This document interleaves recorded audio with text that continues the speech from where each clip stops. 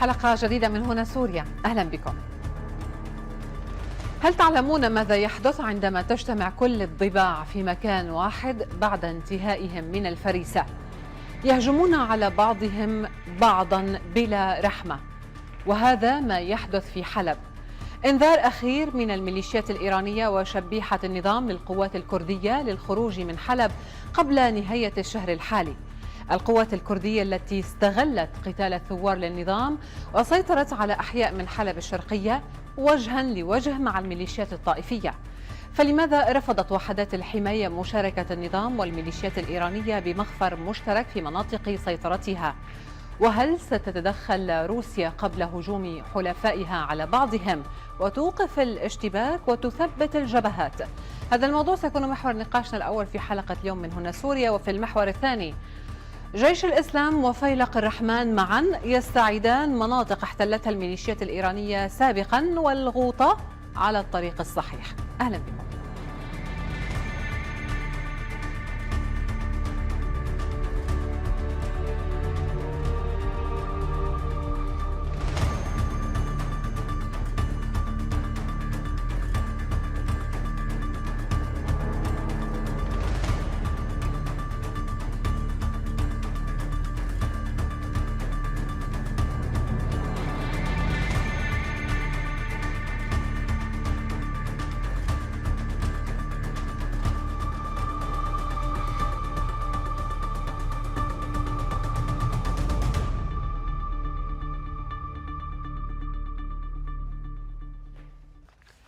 إذا نقل موقع آرا نيوز عن مصدر مقرب من وحدات حماية الشعب أن نظام الأسد أمهل الوحدات حتى نهاية الشهر الجاري لإخلاء حي الشيخ مقصود بحلب، وكذلك الأحياء الشرقية التي سيطرت عليها عقب انسحاب الثوار منها.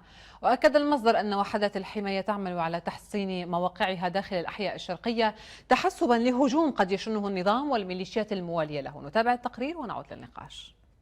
يعني مشان كف الحمراء وشو اسمه طريق كاستيلو، بحبوا يفتحوا الطريق من هون، يعني بتحمل لهالطرف، احنا كمان نخليهم يطلعوا الطريق. كانوا طرفا في حصار المدنيين والثوار بالأحياء الشرقية، من بعيد يراقبون سير العمليات العسكرية وتموضع كافة الأطراف المشاركين فيها، وأحيانا أخرى كانوا طرفا أساسيا في المعركة جنبا إلى جنب مع قوات النظام.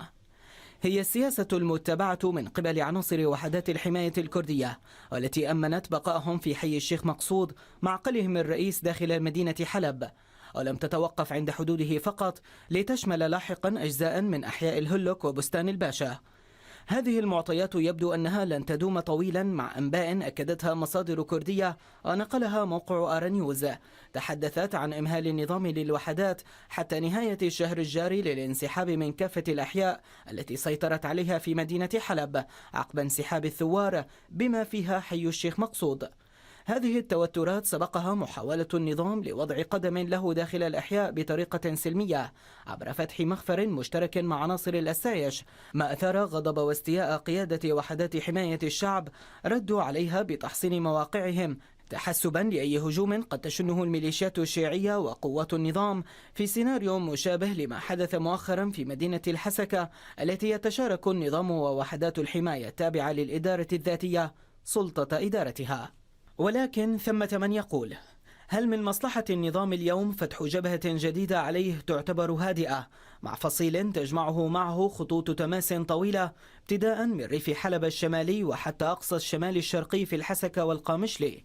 متابعون يقولون إن الروس لن يسمحوا بهذه الخطوة في الوقت الحالي، خصوصا أنه بات واضحا من خلال تصريحاتهم الميل إلى تثبيت نقاط التماس بين كافة القوى المتصارعة. ومن جانب آخر تعتبر وحدات الحماية العمود الفقري لميليشيا قسد المدعومة أمريكيا في المناطق الشرقية، حيث تخوض معارك الرق ضد تنظيم الدولة، وبالتالي على النظام أن يعد للعشرة قبل التفكير بأي خطوة أمام الوحدات. وهناك من يفسر فشل فرضية المواجهة بين الطرفين سياسيا، فالأحزاب الكردية الأساسية وعلى رأسها حزب الاتحاد الديمقراطي البيدي كانوا في قائمة المدعوين إلى قاعدة حميميم العسكرية بدعوة من الروس، قدموا خلالها مشروعهم الموحد لإجراء المفاوضات مع النظام. على هذا يقول متابعون إنه ربما يجد النظام كعادته مخرجا يحفظ به ماء وجهه، خصوصا أنه يقترب من إعلان حلب مدينة محتلة بالكامل. أناقش هذا الموضوع مع ضيوفي بسام جعارة كاتب ومعارض ينضم إلي مباشرة من لندن، وحسين جلبي محامي وكاتب صحفي من هامبورغ. وطبعا كان من المفترض أن يكون معنا الدكتور عبد الباقي كولو كاتب وبحث سياسي من أربيل، ولكنه اعتذر مباشرة قبل الحلقة عن الظهور معنا. أهلا بكما ضيفي الكريمين. أبدأ معك بداية سيد بسام جعارة، والآن يعني المشهد هل ينذر ببدء ربما اشتباكات قد تحصل بين النظام ووحدات الحماية الشعبية، أم أن الحلفاء سيمنعون وقوع ذلك؟ يعني اسمحي لي بعد التحية أقول هذا الصدام سيقع عاجلا أو آجلا، وقبل أن يتسرب هذا النبأ كنا نعرف تماما أن المواجهة قادمة. نعرف تماما كيف يفكر النظام، وأعرف بالمقابل كيف يقامر الأخوة الأكراد. هم قامروا مقامرة كبرى عندما وقفوا إلى جانب النظام، معتقدين أنهم يستطيعون من خلال هذا التحالف الحصول على ما يريدون، وما يريدونه هو أكبر من طموحاتهم القديمة. يريدون إقامة دولة يعني من القامشتي إلى البحر، هذا ما يريدونه. ونعرف بالمقابل أن النظام لن يسمح بذلك أبدا على الإطلاق. هو يستطيع أو يمكن أن يتحالف معهم إلى أمد محدود، ولكن بعد ذلك سيقع النظام. وهناك تصريحات أكثر من تصريح لبشار الأسد يؤكد ما أقوله، عندما كان يقول أنه لن يسمح لأي جهة أخرى أن تسيطر. هو يقبل بالروس، يقبل بالإيرانيين، يقبل بالجميع، ولكن لا يقبل بأن يقوم أي طرف سوري، أقول أي طرف سوري، بفعل أي شيء تحت عنوان السيادة. طبعا الأمر لا يتعلق بالسيادة، يتعلق بتحقيق النفوذ. لا أعرف إذا كان سيقع الصدام الآن بالشيخ مقصود أو بحلب، ولكن ما أعرفه تماما، وهناك أنباء تقول وتسريبات أن ميليشيات عراقية سوف تأتي لتحسم المعركة أيضا في القامشتي وفي الحسكة. النظام الآن يتباهى، يعتقد أن القوى الروسية تمكنه من فعل أي شيء، وهو يعرف تماما أيضا أن هناك حسابات أمريكية روسية ربما تساعده هذه الحسابات على استغلال هذا الأمر للسيطرة. طيب، ولكن موضوع الحسابات الأمريكية الروسية تحديدا أستاذ بسام، من خلال ضرب موضوع الحسابات الأمريكية الروسية تحديدا، نحن نعلم بأنه وحدات الحماية الشعبية من خلال قسد قوات سوريا الديمقراطية مدعومة روسيا وأمريكيا، خاصة أنها تخوض الآن معارك في الرقة. كلامك دقيق جدا، ولكن الروس أدركوا الآن تماما أنهم لا يمكن أن يسمحوا للأكراد بدخول الرقة. هناك توافق، تفاهمات روسية تركية. تركيا تقول على المكشوف لن ندخل معركة الرقة، وتعرف روسيا أن الأكراد أو وحدات حماية الشعب لا تستطيع على الإطلاق خوض هذه المعركة وحسمها. وأيضا تريد أن توجه رسائل للأمريكان. قبل أيام وقبل أسابيع كان هناك دعم بالعتاد والأسلحة، هبطت 3 طائرات هليكوبتر قدمت المزيد من الأسلحة للأكراد، ويريد الروس أن يقولوا للأكراد أن سوريا لنا وليست لكم، وبالتالي لن نسمح لحليفكم الكردي أن يضع يده على الأرض. طبعا لم يقع الصدام، لن يقع يعني سريعا بين روسيا وبين وحدات حماية الشعب. هم جميعا عندهم عدو الآن هو الشعب السوري، لكن كما قلت آجلا أو عاجلا هذا الصدام سيقع لحسابات مختلفة. أستاذ حسين جلبي، يعني في المقابل معروف بأنه في القامشلي لا يوجد أي مكان للنظام، كان قبل فترة وحصل اشتباكات فيما بينهم وتم طرد النظام بشكل كامل من القامشلي. لماذا النظام يعني سمح لهم بالبقاء والسيطرة فقط في القامشلي والحسكة، ويرفض الآن في الأحياء الموجودين فيها في حلب الشرقية؟ مساء الخير. أنا اعتدت ويمكن غيري من الأخوة الأكراد لما نشارك بهذا البرنامج نبدي دائما ملاحظات على التقرير الذي يرد في البداية، ولا أريد أن أخرج اليوم عن هذا التقليد. حقيقة أنتم تشيرون إلى وحدات الحماية الكردية وهذا خطأ فاحش غير صحيح. هي وحدات حماية الشعب تابعة لحزب الاتحاد الديمقراطي. التعميم هنا مرفوض تماما. كيف لا يقفوا إلى جانب النظام نهائيا. هي بس وين على شو النقطة؟ هي على شو النقطة تحديدا؟ هي حماية وحدات حماية الشعب وحدات الكردية. حماية الشعب، هي وحدات حماية الشعب، يعني حتى اسمها لا يشير إلى وجود الكرد في هذا الفصيل، أو حتى في الحزب الذي تتبعه حزب الاتحاد الديمقراطي. لذلك التعميم هو مرفوض دائما، يعني هي وحدات حماية الشعب التابعة لحزب الاتحاد الديمقراطي متحالفة مع نظام الأسد. الأمر يعني لم يعد الإنكار مجديا. الكرد بعيدين عن النظام، الكرد ملاحقون من هذا الحزب من النظام السوري. مئات الآلاف الكرد يعني تهجروا من المنطقة بسبب مقاومتهم للنظام وبسبب القمع الذي تعرض له. أما عن سؤالك فهو يعني النظام سمح لهذا الفصيل، سمح لوحدات حماية الشعب ومن بعدها التي فصائل أخرى متحالفة معه تحت عنوان قسد، سمح لها بدخول حلب أو بتواجد مع حلب ضمن لعبة خلط الأوراق التي أدارها النظام السوري حقيقة بشكل جيد. النظام السوري خلط الأوراق، يعني سمح للحزب بالدخول لمحاربة الفصائل المسلحة، مزاحمتها هناك على مناطق النفوذ. والآن الفصائل المسلحة، يعني الفصائل المسلحة أو المعارضة خرجت من حلب، النظام استعاد حلب تقريبا. إذا ما مبرر وجود وحدات حماية الشعب هناك؟ يعني الدور انتهى حقيقة. هذه هي الحقيقة التي لا يجب أن ننكرها أبدا. دور وحدات حماية الشعب انتهى في حلب بخروج الفصائل المسلحة. لم تعد هنالك جهة ليقوم هذا الفصيل بمحاربتها. بس ولكن هو السؤال إنه ليش ما تعامل بالمثل النظام مع القامشلي أيضا؟ حقيقة القامشلي وضعها خاص، يعني يمكن القول بأن الحاضنة الشعبية لوحدات حماية الشعب أو جزء كبير من الحاضنة موجود في القامشلي. النظام يسيطر على المنطقة عن طريق هذه الوحدات، خاصة على الملف الكردي. الكرد معروفون بطبيعتهم متمردون على النظام وانتفضوا عليه في مناسبات عديدة وقاموا بمظاهرات ضده في الوقت الذي كان النظام السوري في أوج قوته. وحدات حماية الشعب، حزب الاتحاد الديمقراطي وضع يده على الملف الكردي لمصلحة النظام. هنالك أيضا توازنات دقيقة.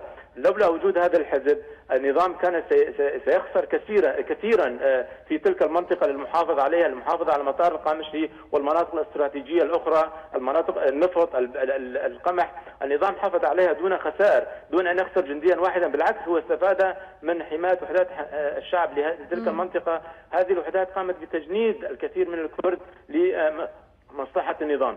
إذا الوضع مختلف كليا بين حلب ودمشق. النظام لا يزال بحاجة إلى الوحدات في تلك المنطقة للاستمرار في وضع يده عليها.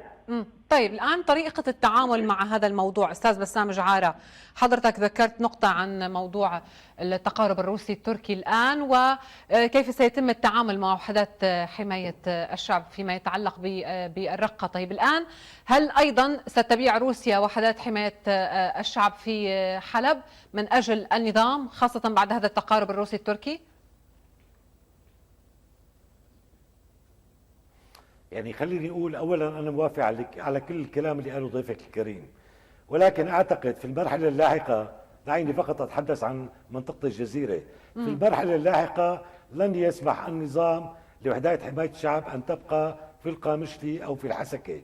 الروس الآن يريدون فرض سياسة الأمر الواقع، ولاحقا ربما يقع الصدام بين الروس وبين الميليشيات العراقية واللبنانية والأفغانية، ولكن ليس الآن. الآن هناك عدو مشترك للجميع هو الشعب السوري، ولكن هم يعتقدون بعد انتهاء معاركهم مع شعبنا أو بعد انتصارهم كما يتوهمون أكيد سوف يتفرغون للقضاء على بقية البؤر. وهذا الأمر يعني أساسا دور وحدات حماية الشعب، سواء كان هذا الأمر في القامشلي أو الحسكة أو حلب. الروس يريدون إرسال رسائل بأنه لا مكان لأحد إلا لروسيا، حتى لإيران لن يكون لها أي دور. هناك الآن مصالح مشتركة، هناك عدو مشترك، كل طرف يحتاج إلى الطرف الآخر. ولكن بعتقد أن معركة حلب إذا وقعت الآن تكون رسالة روسية واضحة للأمريكان بأننا لن نسمح لأي طرف بأن يكون متواجدا على الأرض السورية، وخاصة إذا كان هذا الطرف يمثل مصالح أمريكية.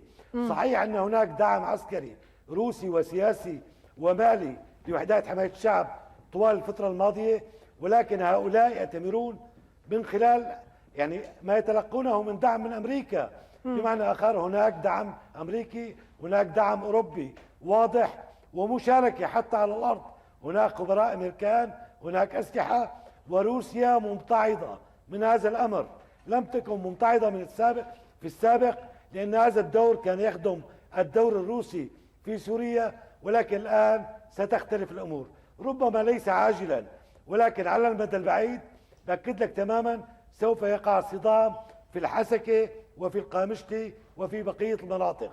سوف تستعين روسيا بميليشيات عراقية لطرد هؤلاء، وسوف وقتها سيدركون أنهم وقعوا ضحية مؤامرة كبرى عندما تحالفوا مع النظام. طيب. بدي أقول بس إشارة سريعة. تحالفهم مع النظام ليس محبة بالنظام، بل من أجل مشروعهم، أي مشروع إقامة الدولة. هم أيضا يحضرون لضرب النظام في مناطق أخرى. نعم. أستاذ حسين جلبي، يعني يبدو بأنه دائما وحدات حماية الشعب عم بتكون هي الخاسرة من خلال حزب، يعني استخدامهم كورقة ضغط على الآخرين، سواء من النظام أو حتى روسيا أو حتى أمريكا. يعني شفنا شو صار بموضوع مدينة الباب وكيف تم إيقاف تقدم وحدات حماية الشعب إلى هناك. الآن يعني القادة المسؤولين في حزب الاتحاد الديمقراطي، برأيك كيف سيكون تصرفهم إذا ما تم طردهم أيضا من حلب، وبهالحالة هن راح عنهم يعني خسروا طموحاتهم الكاملة في موضوع ربط الأراضي فيما بعضها عفرين والقامشلي هذا الشريط الكامل بالنسبة لهم؟ حقيقة أنا ككردي يعني أشعر بالألم لمصير الذي أو للمغامرات التي قام بها جزء من الشعب الكردي، وللمصير الذي يعني ينتظره فيما بعد. يعني أشعر بالألم حقيقة لما يجري حاليا. حزب الاتحاد الديمقراطي تحول يعني أو حاول أن يحول الكرد، أو هو الحقيقة عبارة عن صندوق بريد للجميع ليرسلوا به رسائل لبعضهم البعض. أنا أعتقد من جهتي أن حزب الاتحاد الديمقراطي، وهو قد غير نفسه وغير جلده عشرات المرات منذ بداية الثورة السورية، وحتى قبل حزب العمال الكردستاني المنظمة الأم، قام بتغيير نفسه وبرنامجه ومنهاجه وكل يعني ما كان يظهر أنه يؤمن به عشرات المرات. هذا الحزب أيضا يتمتع بالمرونة لدرجة كبيرة، لدرجة يستطيع معها أن يجنب نفسه صواريخ النظام والعدوان الروسي الذي يهول له ضيفك الكريم. حزب الاتحاد الديمقراطي يتمتع بالمرونة، يمكنه أن حتى صالح مسلم نفسه أعلن قبل مدة ليس ببعيدة أنه مستعد للاندماج في الجيش العربي السوري. لذلك أنا لا أتوقع أن تكون هنالك منازلة يعني بين روسيا أو بين النظام السوري ووحدات حماية الشعب، لأن الجميع يعملون على بإيقاع واحد، جميعهم متفقون على استراتيجية معينة تقوم على خاضوها معا منذ بداية الثورة السورية، ومستعدون أن يمضوا إلى النهاية مع بعضهم البعض. حزب الاتحاد الديمقراطي مستعد أن ينزع الأسلحة، مستعد أن يغادر المنطقة، مستعد أن يندمج في الجيش العربي السوري ولا يعرض له لنفسه لعدوان يعني مقتلة واضحة المعالم. كون هذا الحزب لا يتلقى دعم من أحد.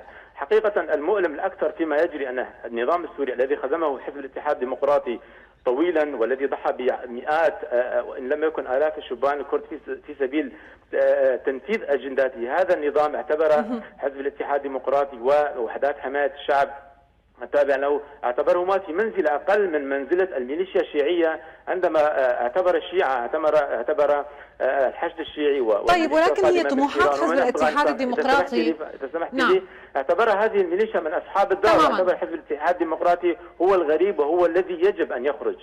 طيب، طموحات حزب الاتحاد الديمقراطي هي ليست متوقفة فقط على السيطرة على منطقة هنا أو منطقة هناك. هناك الحلم الكبير في تأسيس في المستقبل ربما الدولة الكردية، ويمكن هن موعودين بهذا الشيء، كانوا سواء من روسيا وأمريكا من أجل تقديم يعني لحتى قدموا لهم هذا الدعم. أستاذ بسام جعار، الآن تصريح وزير الدفاع الروسي فيما يتعلق بأنه بالقضاء الآن على ما يجري في سوريا، استطعنا القضاء على ثورات الربيع العربي جميعها في الشرق الأوسط وشمال أفريقيا.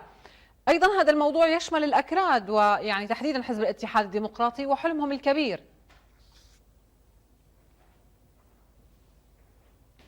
يعني خليني أقول، يعني أنا مع ضيفك في تحليله، ولكن أختلف في النقطة الأخيرة اللي توقف عندها. يعني هو تحدث عن مرونة صالح مسلم. الأمر لا يتعلق بالمرونة، دغدغ مشاعر الأخوة الأكراد طوال السنوات الماضية بحلم إقامة الدولة، وبان الأمر أخيرا كأن الدولة اكتملت ملامحها بشكل واضح. وإذا انتهى هذا المشروع ماذا يتبقى لهذا الحزب؟ ماذا يتبقى لصالح مسلم؟ سوف ينتهي، سوف يحاسب على الضحايا التي يعني بعت ناس على المحرقة، سوف يسأل لماذا فعلت ما فعلته إذا كنت أخيرا ستقبل بأن تكون جزءا من هذا النظام. حتى النظام لن يقبله. هذا الحزب، يعني حزب البعث على قياس بيت الأسد، هو حزب فاشي، وضيفك بيعرف ماذا فعلوا. طهروا المنطقة عرقيا، يعني طردوهم من أرضهم للأكراد. صرنا 30 سنة بنحكي عن المظلومية الكردية، كان الأرمني يغني بالأرمني ويحكي بالأرمني، كانوا الأكراد محرومين حتى من الاحتفال بعيد النيروز. ولكن بكل أسف رغم كل هذه المظلومية انحاز صالح وحزبه إلى النظام اعتقادا منه أنه يستطيع أن يستغل هذه الفرصة. بأكد لك تماما لو بيسلم ثيابه لن يقبله النظام على الإطلاق، وإذا سلم سينتهي كرديا. يعني هو دغدغ مشاعر الناس، أرسل المئات بل الآلاف إلى المعركة، وبعد ذلك ماذا سيقول للأكراد؟ سيقول لهم يعني كانت حساباتنا خاطئة. هذا الأمر لن يمر.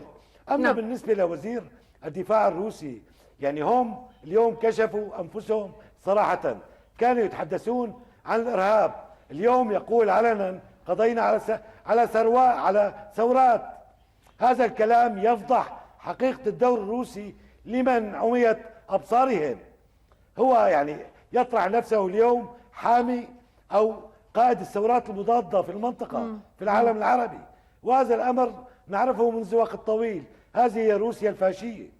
نعم. أستاذ حسين جلبي، يعني تعليقك على كلام أستاذ بسام جعارة وكل ما كان يقوم به النظام، صحيح بأنه في يعني بعض الأحزاب الكردية التي هي أخذت الموقف المماثل لموقف جميع السوريين كثائرين، ولكن الحزب القوي والحزب المسيطر والحزب الذي جر وراءه آلاف الأكراد هو الذي يتبع هذه السياسة البراغماتية في التعامل مع الأمور. كيف سيكون شكل الوضع في حال يعني واضح تماما بأنه حلم لحزب الاتحاد الديمقراطي عم يتلاشى؟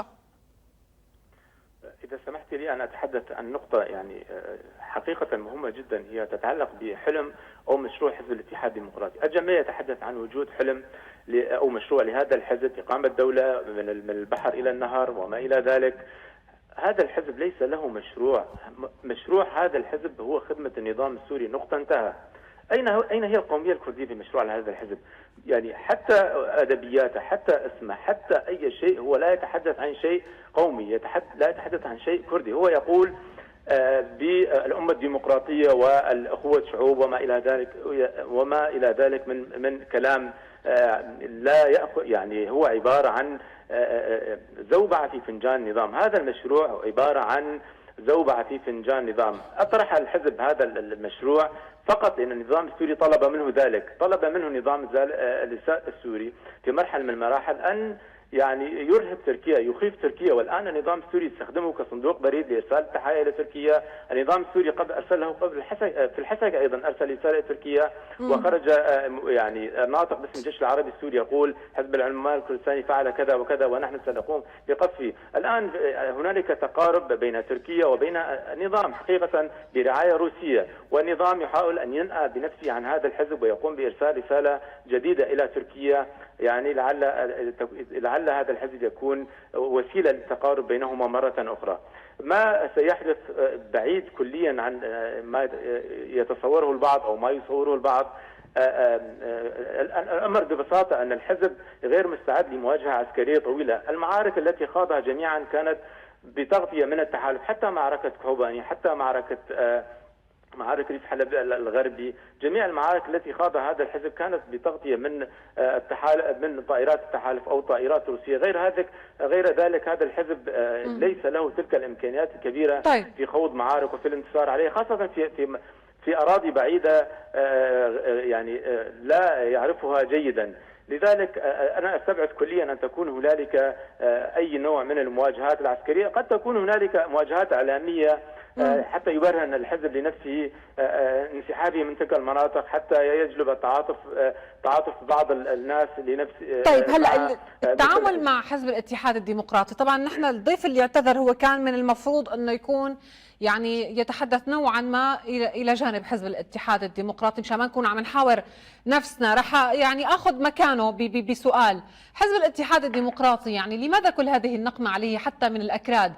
ألم يجنب الأكراد ويلات القتل والدمار حتى بتحالفاته مع النظام ومع روسيا ومع أمريكا؟ ألم يجنبهم كل ذلك؟ إذا كان سؤال موجه لي، الحزب الاتحاد الديمقراطي لم يجنب الكرد المآسي. هذا الحزب قام بتهجير مئات آلاف الكرد وتسبب في تغيير ديموغرافي كبير في المنطقة. هذا الحزب جند الشبان الكرد، جند حتى الأطفال، جند حتى كبار السن. يعني أمس هنالك رجل 65 عام أرغموه على حمل السلاح في ريف حلب الغربي واحترقت خيمته، 65 عام مع آخرين وتوفي الرجل. هذا الحزب خدم النظام كثيرا، هو الذي ثبت أقدام النظام في المنطقة. النظام السوري هو الذي قرر أن لا يقصف المنطقة، هو الذي قرر أن يدير المنطقة بهذه الطريقة حتى يجنب رأسه مزيد من وجع الرأس مع المجتمع الدولي عندما يظهر وكأنه يحارب الأقليات. الأمر لا يتعلق بحزب الاتحاد الديمقراطي، هو الحزب يعمل ضمن مخطط رسمه النظام السوري. لماذا النظام السوري يخسر إمكانياته البشرية والمادية للحفاظ على منطقة وهنالك من يقوم بحمايتها